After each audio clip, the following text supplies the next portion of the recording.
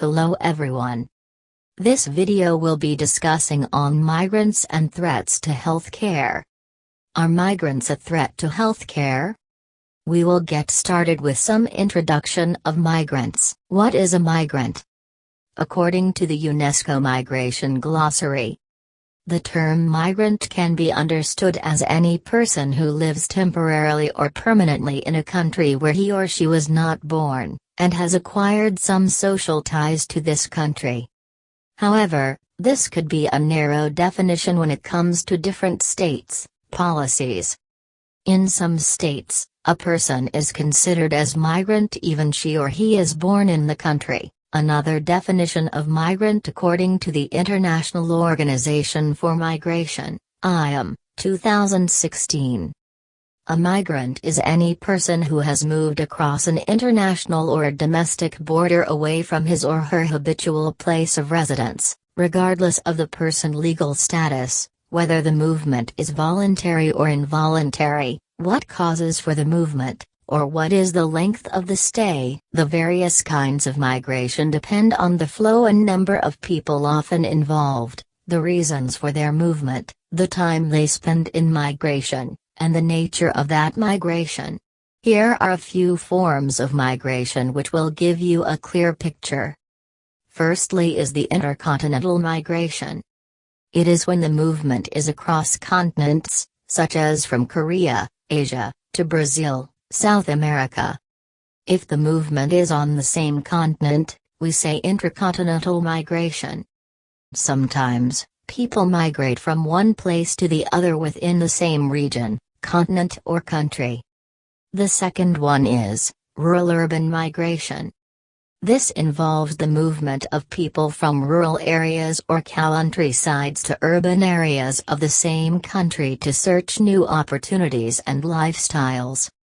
The third one is the forced or involuntary migration. This is when the government or authorities of a place forces the people to migrate for a reason. Fourth one is the impelled migration, also called reluctant or imposed migration. Here, no one is forced to migrate but due to some push factors such as war, hunger and other difficult conditions, people decide to leave. The fifth one is seasonal migration. Sometimes people move during specific seasons such as crop harvesting and climate to work and then go back when the season is over. The sixth one is the return migration. This involves the voluntary return of migrants to their original place after they outlive the reasons for which they left. Oftentimes, young people who move into the cities to work return home when they retire to spend the rest of their lives in the quiet of their towns and with old friends and family. The last one is the long and short-term migration. People may consider migrating for good if the condition in their home is one that is threatening. For example, people move for better health care if they have some disease that requires some level of attention that can only be received in another place. On the other hand, it may be temporal in nature. For example, a person may study in another place, but may decide to stay and work for many years before going back for good. Here are the two factors which would influence the migrant to migrate to another country. The first one is due to the push factors. Push factors are basically those that force the individual to move voluntarily, and in many cases, they are forced because the individual risks something if they stay. Push factors may include conflict, drought, famine, or extreme religious activity. In addition, poor economic activity and lack of job opportunities are also strong push factors for migration. Other strong push factors include race and discriminating cultures, political intolerance and persecution of people who questions the status quo.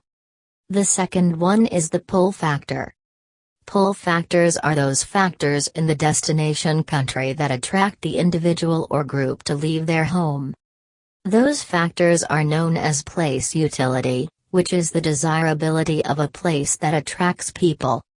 Better economic opportunities, more jobs, and the promise of a better life often pull people into new locations. Sometimes individuals have ideas and perceptions about places that are not necessarily correct, but are strong pull factors for that individual. As people grow older and retire, many look for places with warm weather, peaceful and comfortable locations to spend their retirement after a lifetime of hard work and savings. Such ideal places are pull factors too. Now, I am going to talk about migrant population in Malaysia. In statistics provided to Parliament last October 2014, the Home Ministry said Malaysia has 1.3 million foreigners registered. 733,000 of them working in the manufacturing sector. In the data made available last October 2014, India placed fifth in the list of countries that supplied the highest number of workers to Malaysia at 117,000. Last November, Parliament was told that cash transfers by Malaysia's foreign workers to their home countries doubled from RM 10 billion in 2009 to RM 20 billion in 2012. This picture shows the number of workers from the top 5 countries. The most number of migrant population reported are from Indonesia. Second is Nepal. Third is Bangladesh.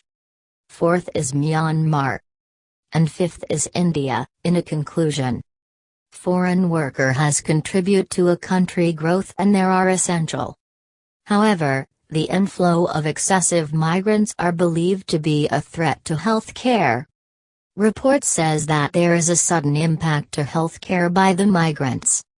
For example, migrants' risk for being infected or developing tuberculosis depends on the TB incidence in their country of origin. Working conditions in the country of immigration, including access to health services and social protection whether they have been in contact with an infectious case. The same goes to disease like HIV, malaria and respiratory syndrome, coming from various country of origin.